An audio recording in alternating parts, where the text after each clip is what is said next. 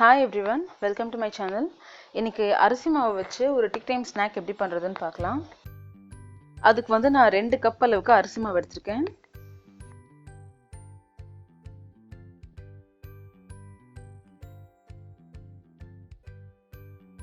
அது கூடவே நான் வந்து 2 வெங்காயம் 3 பச்சை மிளகாய் பொடியா நறுக்கி சேர்த்துக்கிறேன்.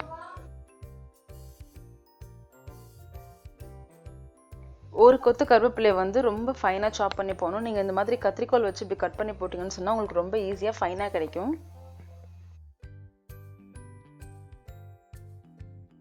இதுக்கு தேவையான பொருள் வந்து இவ்வளவுதான். உங்களுக்கு வந்து இன்னும் கூட கொஞ்சம் காரமா வேணா நீங்க பச்சை மிளகாயை கூட்டி சேர்த்துக்கலாம்.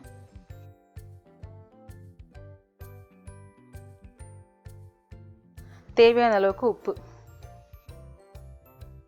இப்போ இது எல்லாத்தையும் வந்து கையாலே ஒன்றா நல்லா பிசைஞ்சு விட்டுறலாம். நீங்கள் வந்து கொஞ்சம் நல்லா அழுத்தி பிசையணும். அப்போ தான் அந்த வெங்காயத்தில் இருக்க மாய்ஸ்சர் வந்து கொஞ்சம் வெளியே வரும். இப்படி ஒன்றா கலந்து விட்டதுக்கப்புறமா கொஞ்சம் கொஞ்சமாக தண்ணியை சேர்த்து மாவை பிசைஞ்சுக்கலாம்.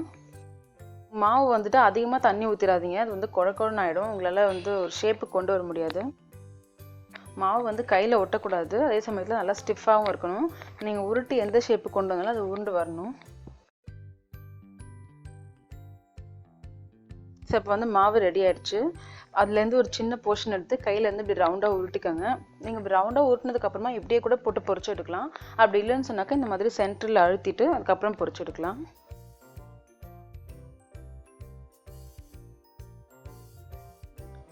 எந்த ஷேப்பில் வேணுமோ அது மாதிரி நீங்கள் போட்டுக்கலாம். ஸோ எல்லா உருண்டையும் ரெடி பண்ணி நல்ல சூடான எண்ணெயில் போட்டு பொரிச்சு எடுத்துருங்க. இது வந்து கோல்டன் கலரில் பொரிச்சு எடுத்தாலே போதும். உங்களுக்கு வந்து வெளியே கிறிஸ்பியாக உள்ளே வந்து கொஞ்சம் சாஃப்டாக வரும். இந்த ஸ்நாக் நீங்கள் செய்யும் போது அரிசி மாவோட குவாலிட்டி ரொம்ப ரொம்ப முக்கியம்.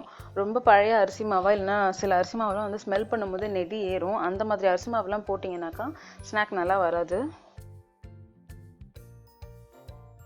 ஸோ ரொம்ப குயிக்கான ஒரு டீ டைம் ஸ்நாக் ட்ரை பண்ணி பாருங்கள். தேங்க்ஸ் ஃபார் வாட்சிங்.